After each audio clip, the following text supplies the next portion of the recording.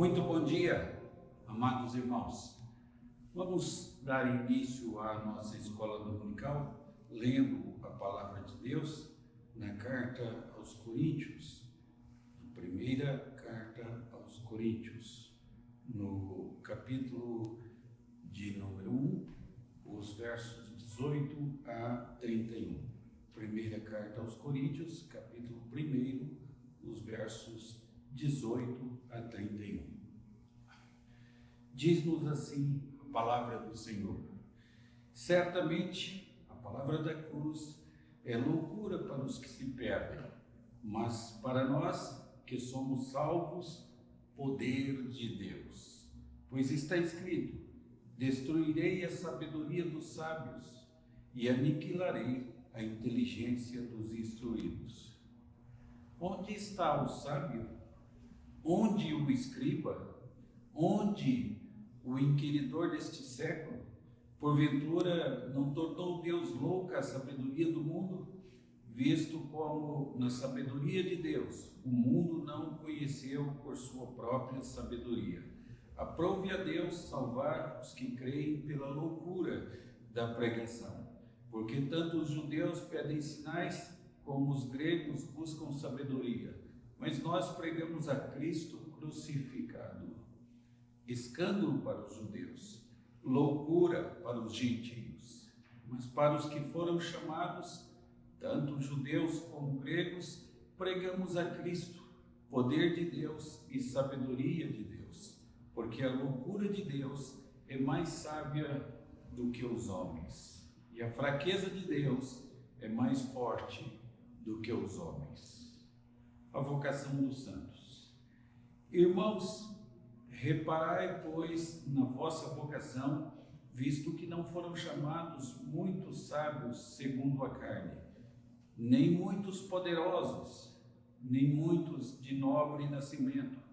Pelo contrário, Deus escolheu as coisas loucas do mundo para envergonhar os sábios, e escolheu as coisas fracas do mundo para envergonhar as fortes. E Deus escolheu as coisas humildes do mundo e as desprezadas e aquelas que não são, para reduzir a nada as que são, a fim de que ninguém se vanglorie na presença de Deus. Valores de Cristo. Mas vós sois dele, em Cristo Jesus, o qual se nos tornou da parte de Deus sabedoria e justiça e santificação e redenção, para que, como está escrito, aquele que se gloria, glorie-se no Senhor. Assim temos lido a palavra de Deus na primeira carta aos Coríntios, no capítulo 1, os versos 18 a 31. Oramos para que Deus seja louvado e inscreva em nosso coração a sua palavra, para que não pequemos contra ele. Vamos, neste momento, orar a Deus, confessando os nossos pecados. Oremos.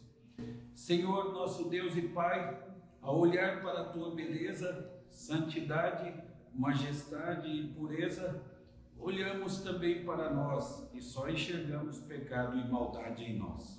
Pecamos com nossas atitudes, pecamos com nossas palavras, pecamos com nossos pensamentos, pecamos pelas nossas ações e pecamos por nossas omissões. Claramente não somos adequados para comparecer à tua presença. Mesmo assim, nos aproximamos de ti, mas o fazemos pelos méritos exclusivos de Jesus Cristo. A verdade é que sabemos o que é certo, mas amamos o que é errado. Confessamos nossos pecados e renovamos nossos propósitos de fidelidade a ti, pois nós oramos em nome de Jesus. Quero convidá-los a acompanhar um dos cânticos da mocidade.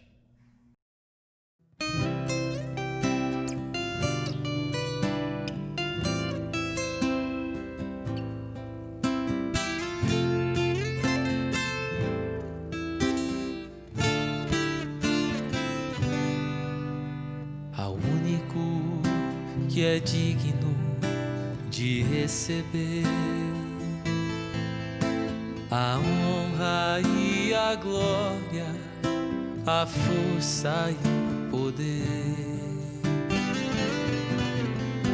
Ao Rei eterno e imortal, invisível, mais real, a Ele ministramos o louvor. Ao único que é digno de receber a honra e a glória, a força e o poder. Ao Rei eterno e imortal, invisível, mais real, a Ele ministramos o louvor. Coroamos a Ti, ó Rei Jesus, coroamos a Ti, ó Rei Jesus, adoramos o Teu nome, nos rendemos aos Teus pés, consagramos todo o nosso ser a Ti, ao único que é digno de receber a honra e a glória, a força e o poder. Ao Rei eterno e imortal, invisível, mais real, a Ele ministramos o louvor. Coroamos a Ti, ó Rei Jesus, coroamos a Ti, ó Rei Jesus, adoramos o Teu nome, nos rendemos aos Teus pés, consagramos todo o nosso ser a Ti. Coroamos a Ti, ó Rei Jesus, coroamos a Ti, ó Rei Jesus, adoramos o Teu nome, nos rendemos aos Teus pés, consagramos todo o nosso ser a Ti, consagramos todo o nosso ser a Ti, consagramos todo o nosso ser a Ti.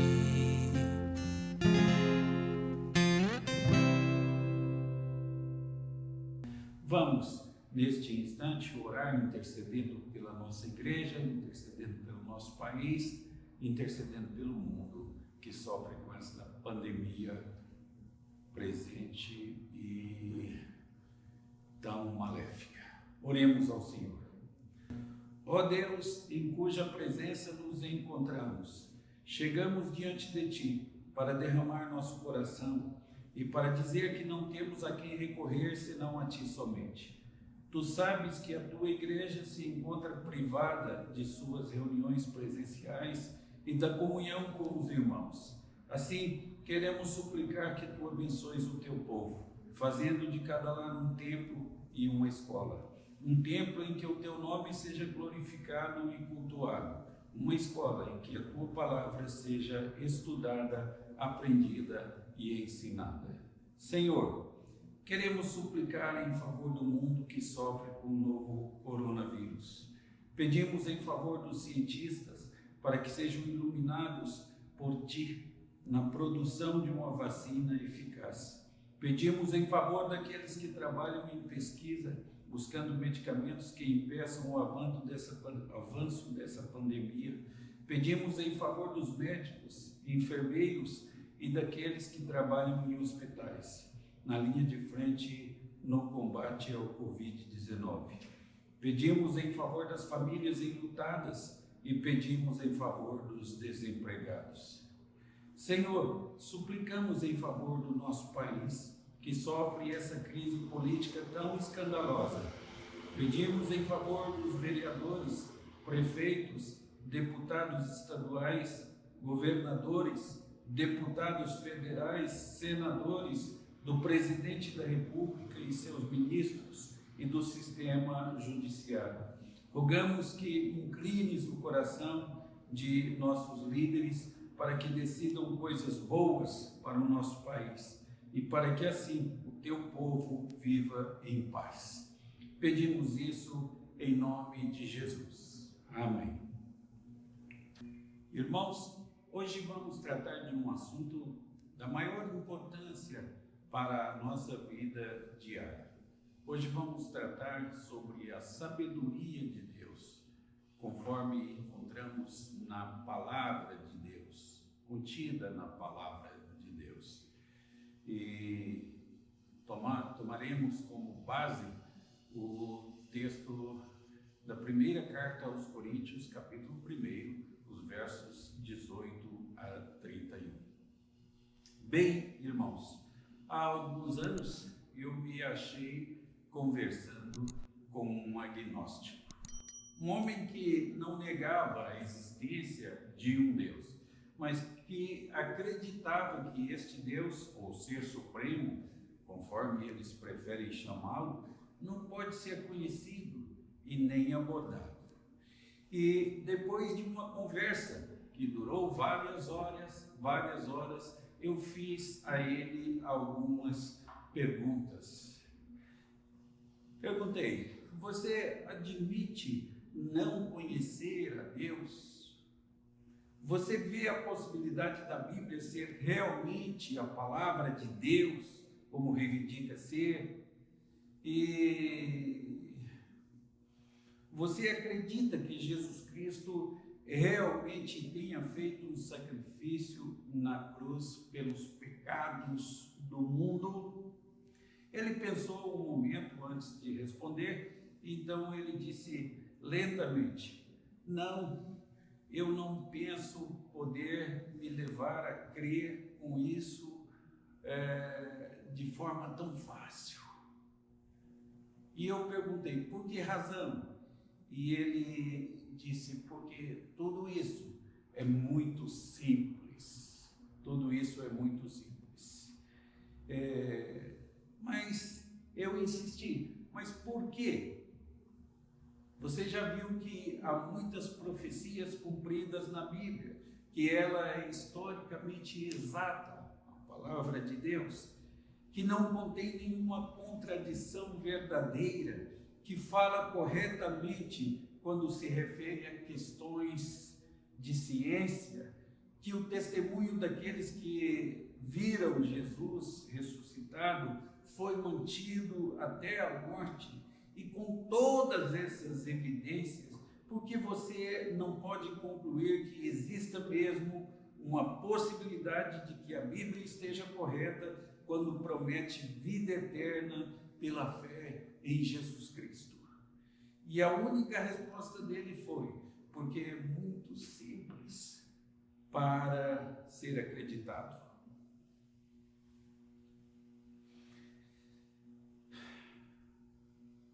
Há muitas pessoas que têm sido confrontadas assim com o Evangelho e respondem do mesmo modo: porque é muito simples para ser acreditado.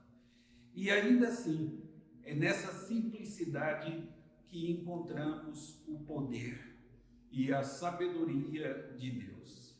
Em nosso último estudo, vimos o problema de divisões dentro da própria igreja.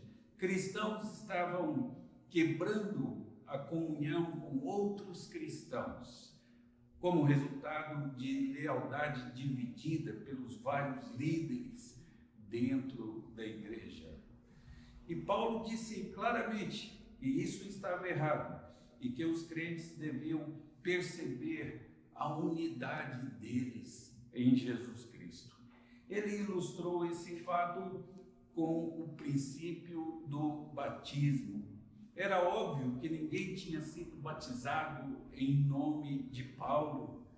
Era óbvio que ninguém tinha sido batizado em nome de Pedro. E era óbvio que ninguém havia sido batizado em nome de Apolo. Justamente por isso, aqueles que se recusavam a reconhecer aquele outro mestre, qualquer outro mestre, não tinham o direito de excluir outros crentes da comunhão por terem um pensamento diferente sobre o assunto. No verso 17, Paulo conclui que Cristo não lhe enviou para batizar, mas para pregar o Evangelho, não com palavras de sabedoria humana, para que a cruz de Cristo não fosse anulada. Não com palavras de sabedoria humana, para que a cruz de Cristo não fosse anulada.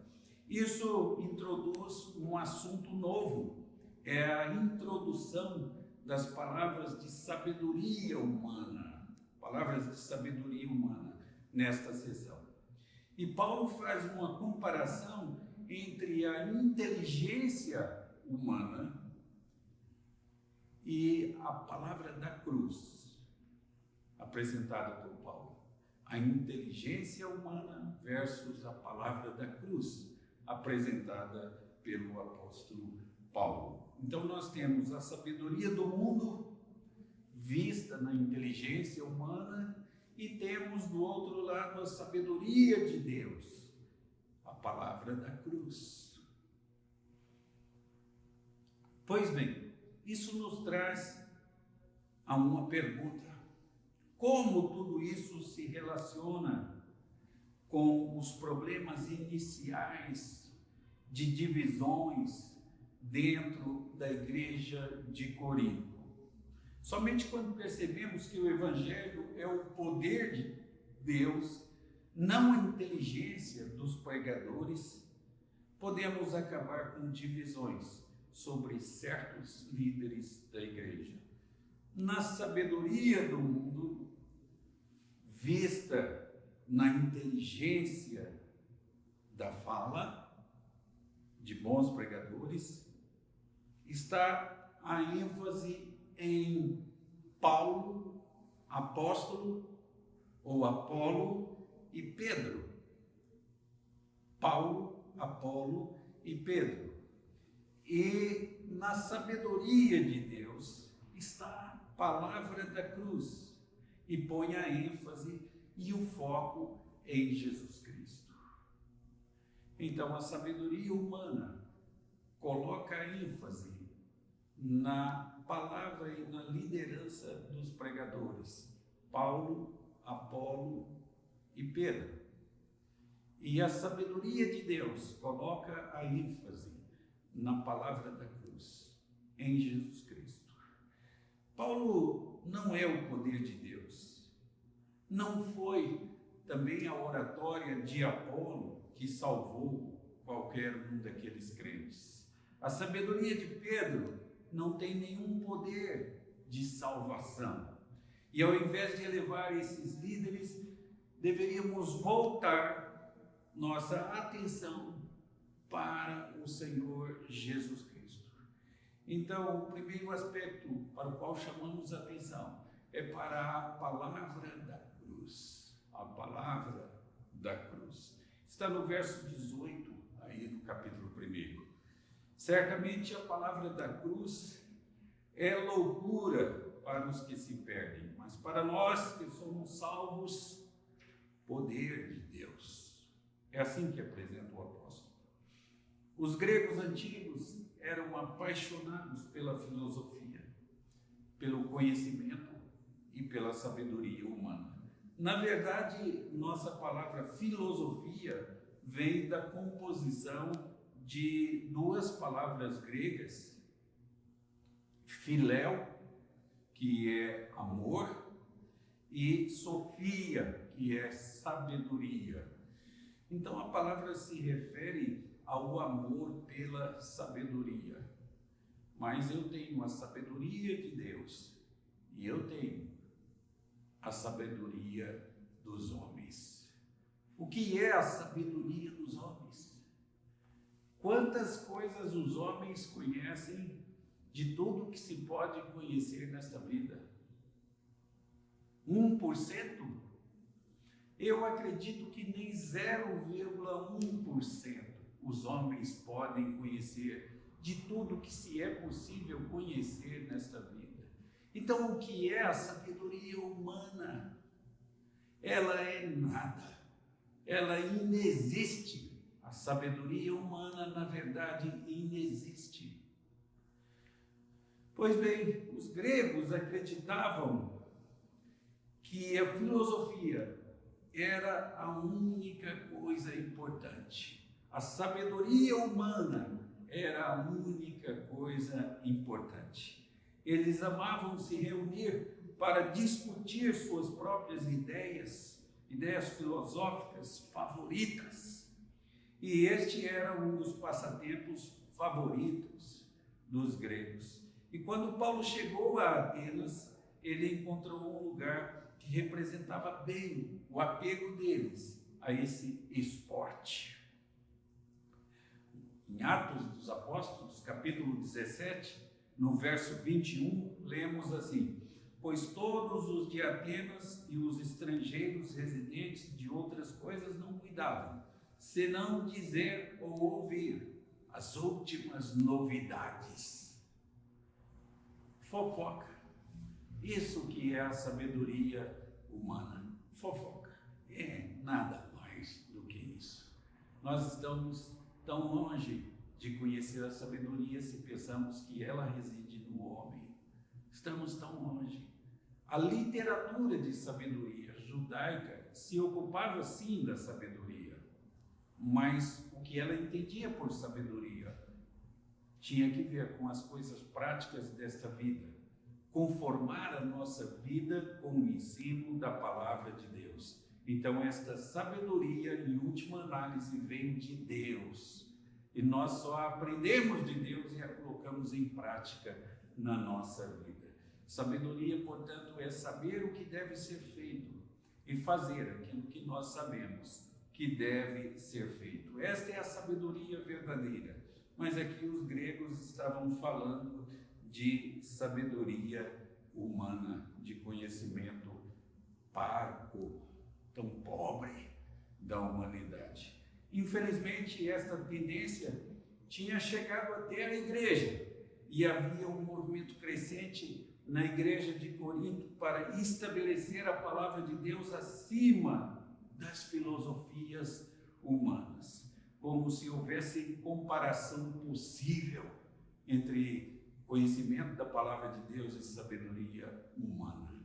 Mas havia um movimento na igreja para colocar os ensinamentos da palavra de Deus acima disso. Pois isso mostra que o conhecimento humano era colocado em contraposição ao conhecimento da palavra de Deus. Esta tendência ainda está conosco hoje, não é? Ainda existe em nosso meio. Durante, por exemplo, os últimos 200 anos, houve um movimento crescente dentro da igreja para julgar a Bíblia pelos olhos da filosofia moderna. Pelos olhos da filosofia moderna. E permitam-me citar alguns homens aqui. Um deles chamado Julius Wellington, que viveu em 1844, nasceu em 1844 e morreu em 1910. Ele popularizou uma teoria chamada de teoria documentária, onde ele dizia que Moisés não escreveu o Pentateuco, os primeiros 5 livros da Bíblia, E ao invés disso, ele ensinou que estes livros foram reunidos e compilados em muitas centenas de anos. Isso significava que esses livros eram meramente históricos sobre a filosofia dos homens que viveram na época de Moisés e que não devia ser considerado como palavra de Deus. Bem, considerem comigo. Moisés disse que ele foi o escritor do Pentateuco, ou da Torá. Todos os profetas dizem que a lei foi escrita por Moisés. Os apóstolos disseram que a lei foi escrita por Moisés. E Jesus disse que a lei foi escrita por Moisés. Então, se esses 5 primeiros livros não foram escritos por Moisés, se nós negarmos a autoria mosaica do Pentateuco, então nós estamos rejeitando não só a autoria mosaica, mas estamos rejeitando o testemunho de Moisés, o testemunho dos profetas, o testemunho dos apóstolos e, o que é pior, estaremos rejeitando o próprio Senhor Jesus e aquilo que ele disse ser verdadeiro. A sabedoria do homem busca apresentar explicações sobre a existência inerrante da palavra de Deus. E um outro homem, também na mesma linha, chamado Rudolf Bultmann, ele nasceu em 1884 e morreu em 1976.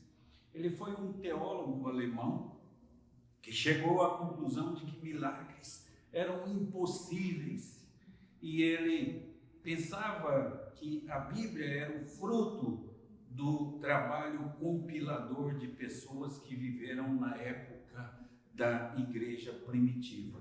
E os seus estudos da Bíblia chamavam-se desmitologização.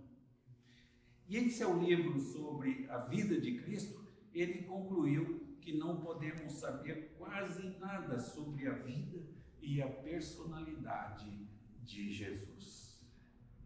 Que pena. A academia que nega o conhecimento humano, que é tão parco, que é tão pobre, que é tão limitado, que não sabe 1% de tudo aquilo que se pode conhecer no mundo, não sabe 0,5% de tudo o que é possível de se conhecer no mundo.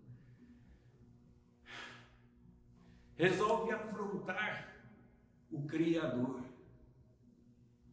Resolve afrontar e desafiar o próprio Deus. Que pena, que pobre homem. O Salmo de número 2 diz que Deus ri dessas pessoas, Deus zomba dessas pessoas.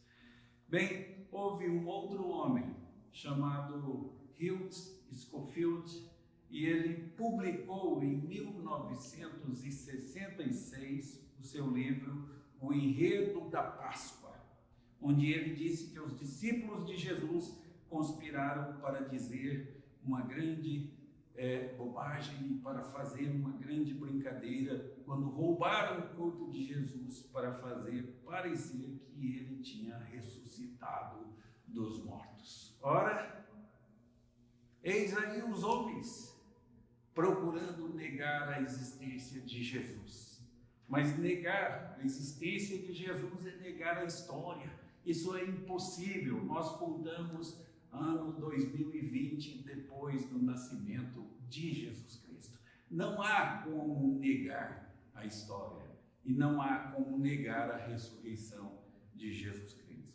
Em cada caso, esses teólogos colocaram as suas próprias opiniões acima da autoridade da palavra de Deus, da Bíblia Sagrada. Isso é a sabedoria humana. Sempre tentando elevar o homem e admitir a sua superioridade quando comparado com Deus.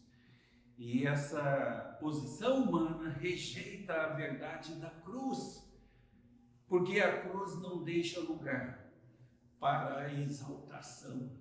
A cruz não dá lugar para o orgulho, para a vaidade humana.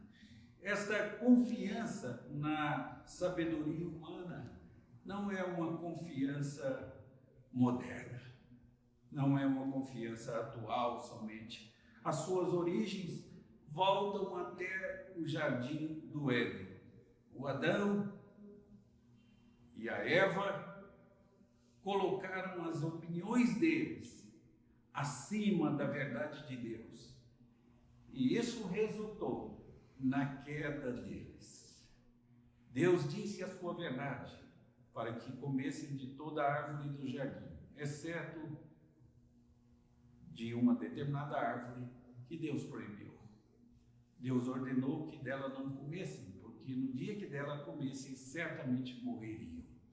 Eles duvidaram da palavra de Deus.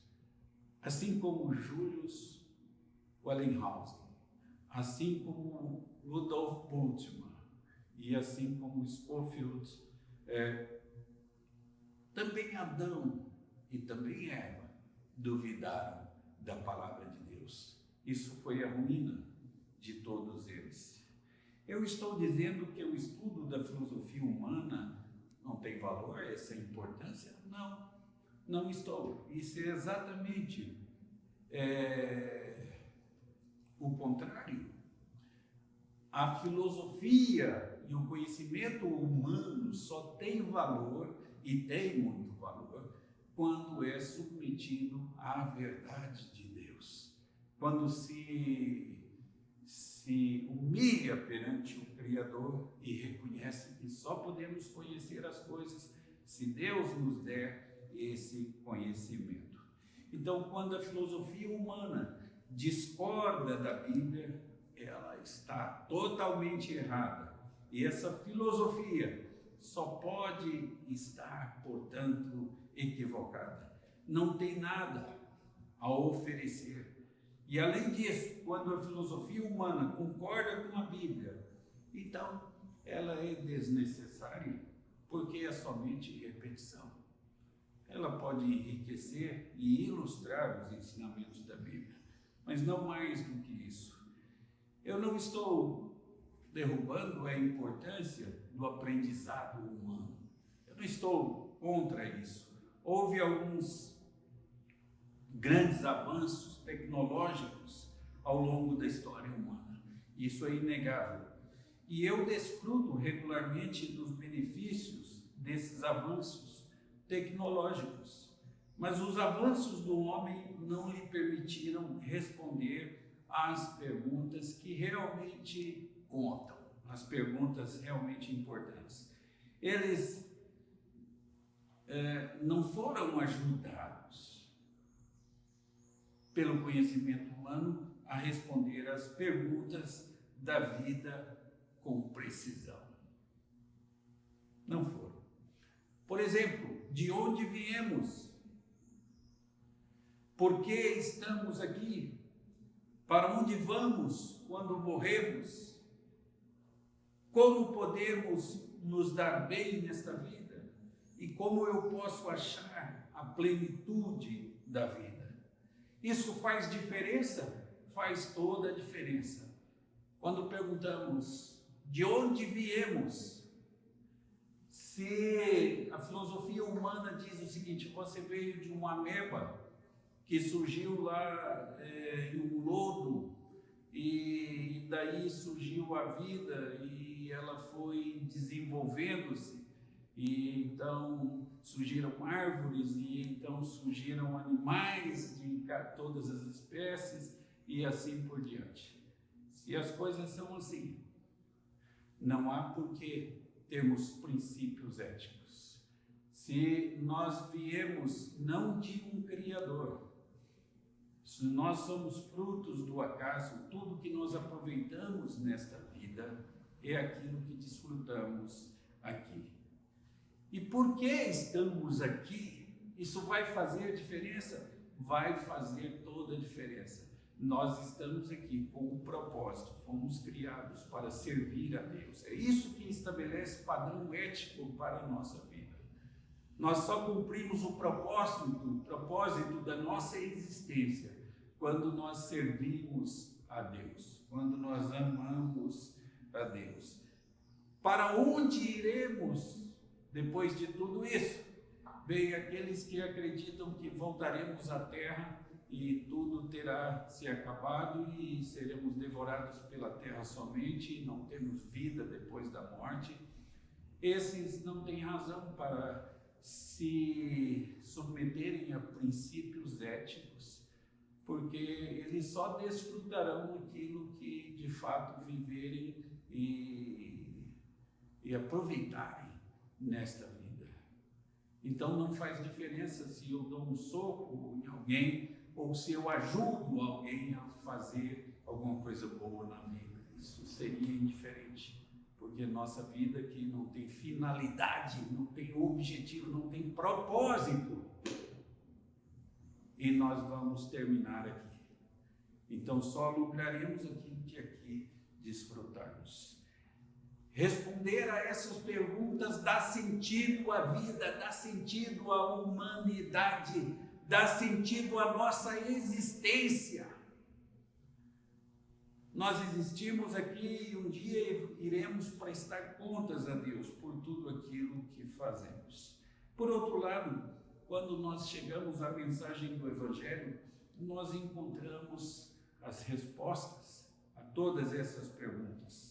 A palavra da cruz é, de acordo com o verso 18 aí, do capítulo 1, para aqueles que se perdem, loucura. Loucura para aqueles que se perdem. Mas para aqueles que são salvos, diz aí o texto, poder de Deus. Para aqueles que se perdem, a palavra da cruz é loucura. Quantas vezes fui pregar o Evangelho a pessoas incrédulas e elas achavam aquilo tudo uma bobagem e riam de mim. Mas quantas vezes fui pregar o Evangelho a pessoas sensatas, a pessoas em quem o Espírito de Deus trabalhou e elas abraçaram a fé e foram transformadas na vida delas pela palavra de Deus, pelo poder de Deus. Os homens podem mentir a outros homens, mas não conseguem mentir a eles próprios. E eu conheci o Evangelho aos 18 anos. Nunca planejei ser crente. Nunca planejei servir a Deus. Isso transformou a minha vida. E eu não só me tornei crente, mas me tornei um pregador da palavra de Deus. Para aqueles que se perdem, a palavra da cruz é loucura. Para aqueles que são salvos, a palavra da cruz é poder de Deus. Isso é o que está escrito no verso 18. Bem, o incrédulo, então, e a palavra da cruz. Como podemos ler novamente o verso 18. Certamente a palavra da cruz é loucura para os que se perdem, mas para nós que somos salvos, poder de Deus. Poder de Deus. Não há nada mais tolo para o raciocínio humano do que a mensagem do Evangelho.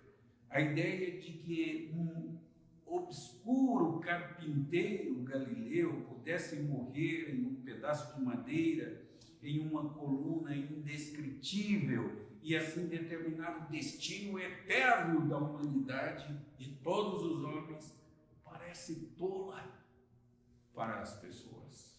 Você se lembra do que aconteceu quando Jesus falou pela primeira vez aos seus discípulos que ele seria crucificado em Jerusalém? Pedro o levou à parte e começou a reprová-lo. Foi isso que aconteceu. Ele não podia conceber a ideia de que o Messias seria crucificado. E esse plano estava além da compreensão e da sabedoria humana. O que ele não entendeu foi que anular a cruz seria anular o Evangelho. Então, os que são salvos e a palavra de Deus. Verso 18 diz assim: mas para nós que somos salvos, é poder de Deus. Há um interessante contraste aí, contraste entre a sabedoria do mundo e a sabedoria e o conhecimento de Deus. Vamos ver aí alguns aspectos só. Sabedoria aí do mundo vê a mensagem da cruz como tolice, loucura. Os que se perdem, verso 18 aí, procura chegar ao conhecimento de Deus por meio da própria sabedoria, como você pode ler no verso 21. E a sabedoria de Deus vê a mensagem da cruz como o poder de Deus. Quando ele diz aí que somos salvos, e chega ao conhecimento de Deus por meio da pregação do Evangelho. O Evangelho é o poder de Deus para a salvação. E em Romanos 10, 17, a fé vem pelo ouvir, e o ouvir da palavra de Deus. Assim como a fé vem pelo ouvir, a fragilidade na fé vem por deixar de ouvir a palavra de Deus. Se a fé vem pelo ouvir da palavra de Deus, a fragilidade na fé vem por deixar de ouvir a palavra de Deus. Então o mundo olha para a cruz e a vê apenas como tolice. Os crentes olham para a cruz e a vê como demonstração do poder de Deus. A cruz é o centro de tudo para o crente. É a base para tudo aquilo que temos. E não pode haver cristianismo sem a cruz. Isso é o que ela é para nós. E a obra continua a partir da cruz. Certamente, diz aí o verso 18, a palavra da cruz é loucura para os que se perdem, mas para nós que somos salvos, poder de Deus. Eu preciso chamar a sua atenção para dois particípios presentes aí, usados lá na língua grega ao transcrever isso. Paulo fala daqueles que estão perecendo e fala daqueles que estão sendo salvos. Os termos aí traduzidos, os que se perdem, e traduzido também por que somos salvos, são na verdade dois particípios. Aqueles que estão perecendo e aqueles que estão sendo salvos. Isso conta alguma coisa sobre as pessoas e a relação das pessoas com o Evangelho. Todos estão passando por um processo. Ninguém está parado, ninguém está estagnado. O incrédulo está perecendo. Não é apenas que um dia perecerá, mas é um princípio de morte que já está em ação na vida do incrédulo. Ele está espiritualmente morto e ele é um cadáver ambulante, um zumbi. Ok, o crente também está passando por um processo. Ele está sendo salvo. Isso não significa que o processo poderia ser interrompido em algum ponto, de forma que o crente imaturo só estaria parcialmente salvo. Não é isso. Significa, sim, que o crente está passando por um processo. Ele está sendo salvo. É verdade que ele foi salvo em um ponto do tempo. É verdade. E houve um tempo em sua vida que ele ouviu a pregação do Evangelho e creu em sua mensagem para ser salvo. E foi então que ele tomou posse da vida eterna. Mas isso foi apenas o começo. O seu crescimento como novo crente está no início do processo. É um processo de crescimento. Este processo não é instantâneo, é progressivo. Ele avança paulatinamente. E veio o dia quando esse processo será completado. Quando Jesus retornar para reunir seus escolhidos para viver com Ele. E nós perceberemos a meta do nosso crescimento, o alvo do nosso crescimento. Muito bem. Vamos considerar agora sobre a sabedoria do mundo, nos versos 19 a 21. Eu fico impressionado a quantidade de ensino contida nesta carta, contida na palavra de Deus. Muito bem, os versos 19 a 21 nos dizem assim: pois está escrito, destruirei a sabedoria dos sábios e aniquilarei a inteligência dos instruídos. Onde está o sábio? Onde o escriba? Onde o inquiridor deste século? Porventura não tornou Deus louca a sabedoria do mundo, visto como na sabedoria de Deus o mundo não conheceu por sua própria sabedoria? Aprove a Deus salvar os que creem pela loucura da pregação. E tendo mostrado que há uma diferença entre a perspectiva do incrédulo e a perspectiva do crente, Paulo prossegue demonstrando que a perspectiva do incrédulo é inferior. Há 3 razões dadas aí nesses 3 versículos. Primeiro, o testemunho do Antigo Testamento. Depois, o testemunho das experiências. E depois, o testemunho da ignorância. Vejamos aí. Primeiro, o testemunho do Antigo Testamento. Ele diz assim: pois está escrito, destruirei a sabedoria dos sábios e aniquilarei a inteligência dos instruídos. No verso 19. E então nós temos o testemunho da experiência. Onde está o sábio? Onde o escriba? Onde o inquiridor deste século? Porventura não tornou Deus louca a sabedoria do mundo? Verso 20. E o testemunho da ignorância. Visto como na sabedoria de Deus o mundo não o conheceu por sua própria sabedoria, aprove a Deus salvar os que creem pela loucura da pregação. O testemunho do Antigo Testamento, então.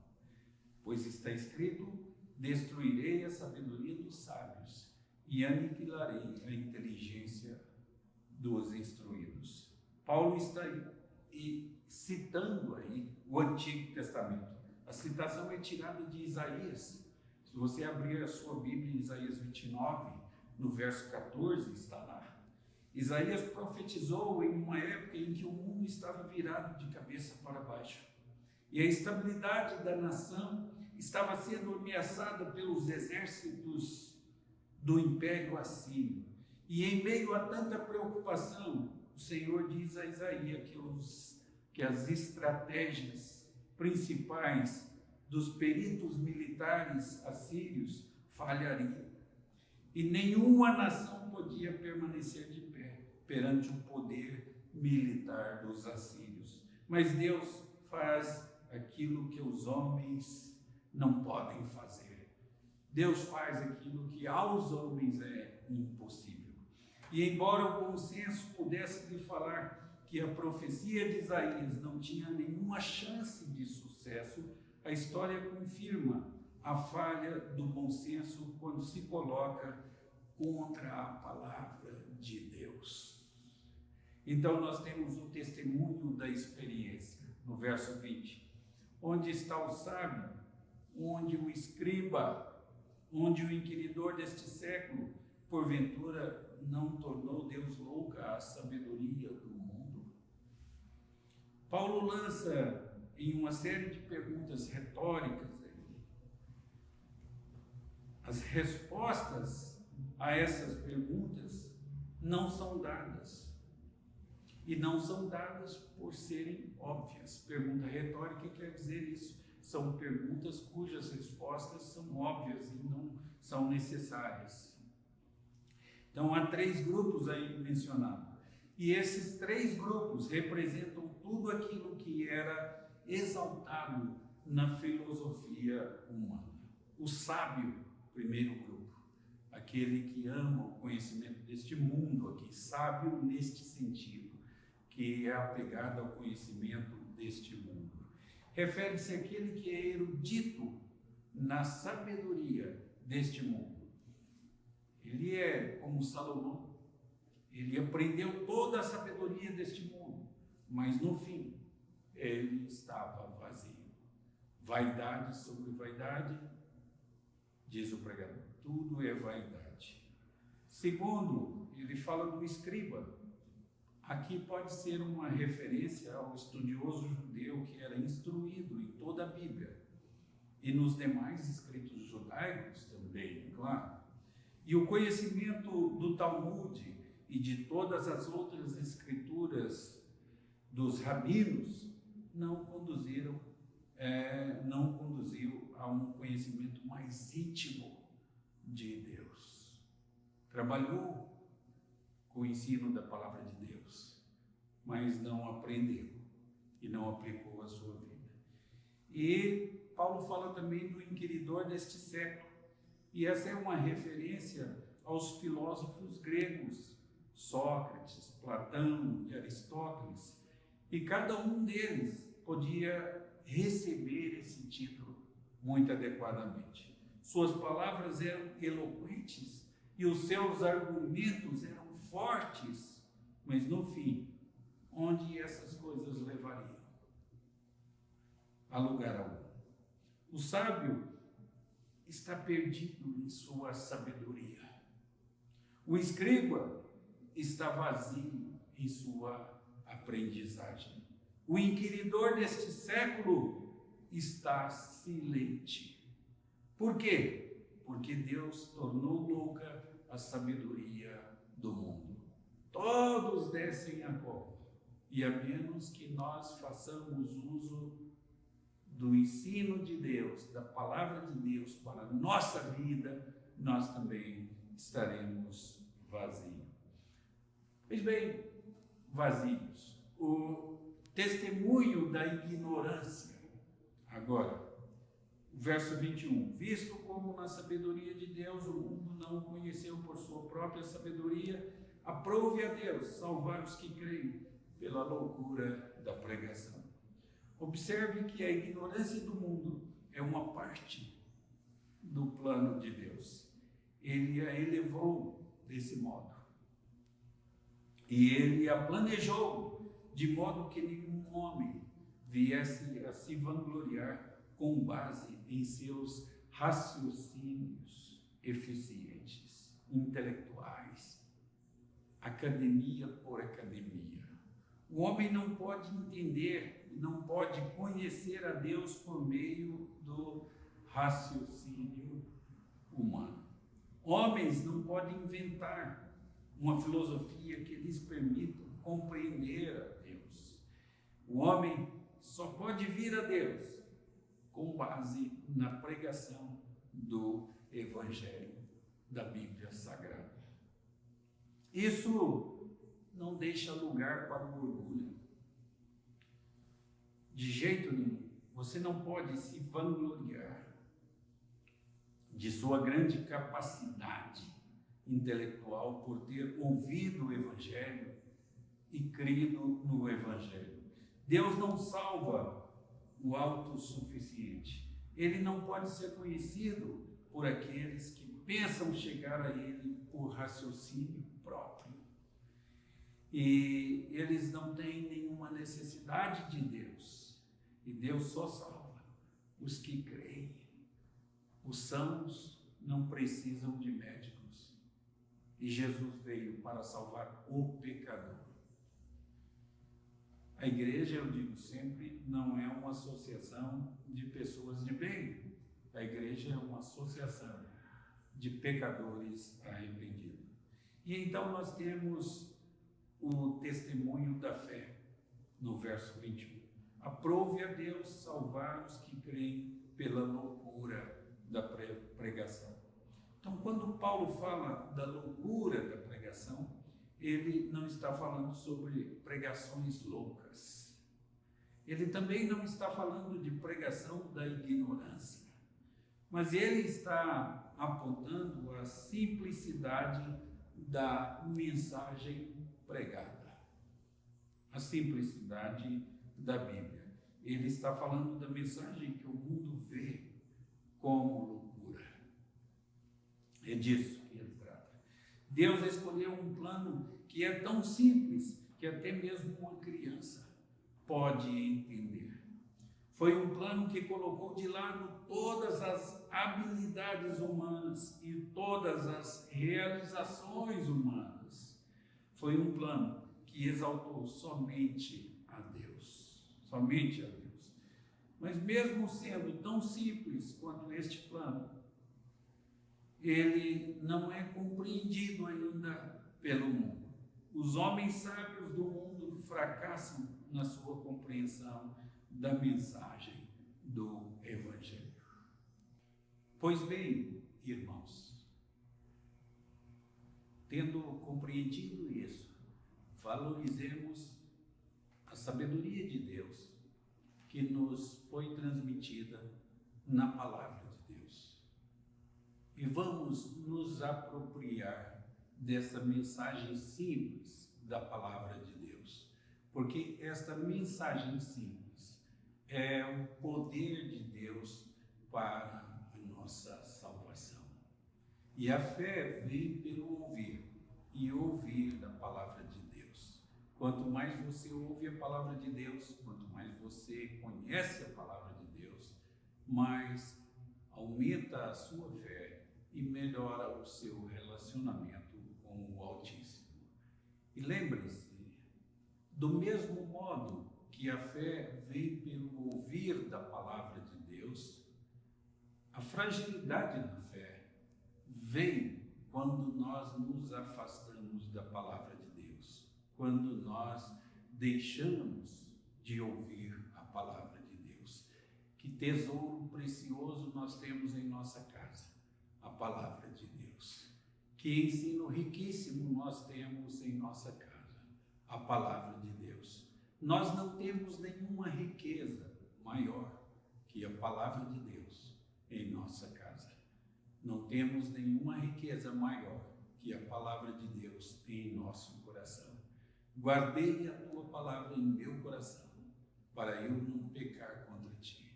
Ora, deixem as loucuras, deixem a ignorância. É certo que morreremos, é certo que prestaremos contas a Deus. Então, por que não abraçar este caminho simples oferecido pelo nosso Senhor? Conhecer a Jesus Cristo, acreditar nele, seguir os seus ensinamentos, ler e obedecer a palavra de Deus. É disso que estamos falando. Esta é a sabedoria de Deus para a nossa vida. Entender isso e colocar isso em prática em nossa vida é grande sabedoria de Deus para a nossa vida.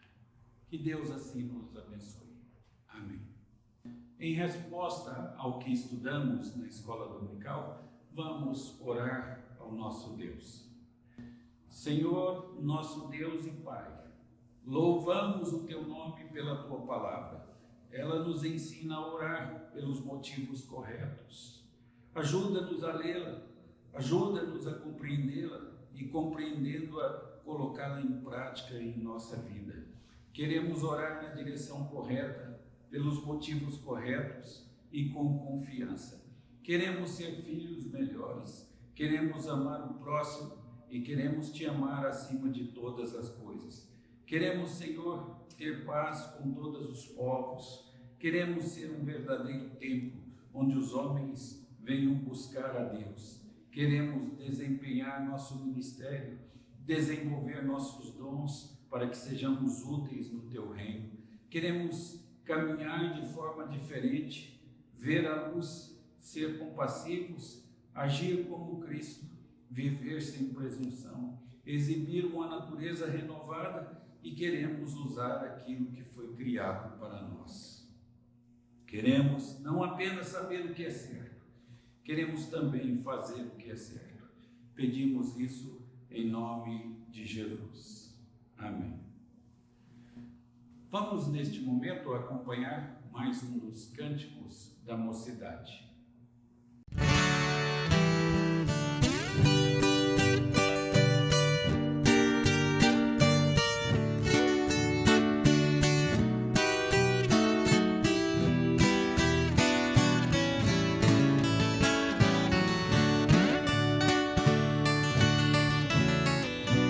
Algemado por um peso, oh, quão triste eu vaguei, até sentir a mão de Cristo. Não sou mais como era, eu sei. Tocou-me, Jesus, tocou-me, de paz encher meu coração. Quando o Senhor Jesus me tocou, livrou-me da escuridão.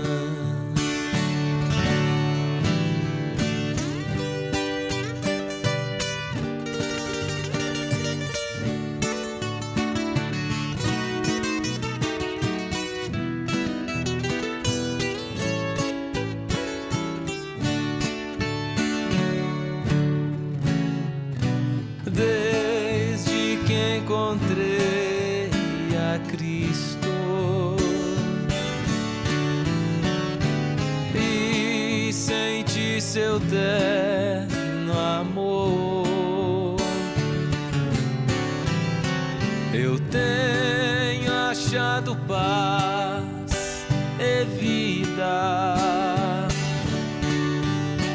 Pra sempre eu cantarei em seu louvor. Tocou-me, Jesus, tocou-me, de paz encher meu coração. Quando o Senhor Jesus me tocou, livrou-me da escuridão. Tocou-me, Jesus, tocou-me, de paz encher meu coração. Quando o Senhor Jesus me tocou, livrou-me da escuridão.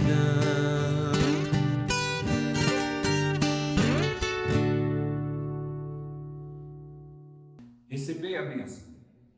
Que a graça de nosso Senhor Jesus Cristo, o amor de Deus, o nosso Pai, e o poder, a comunhão, a consolação e os ensinos do Espírito Santo estejam com vocês e com todo o povo de Deus espalhado pela face da terra, hoje e pelos séculos dos séculos. Amém.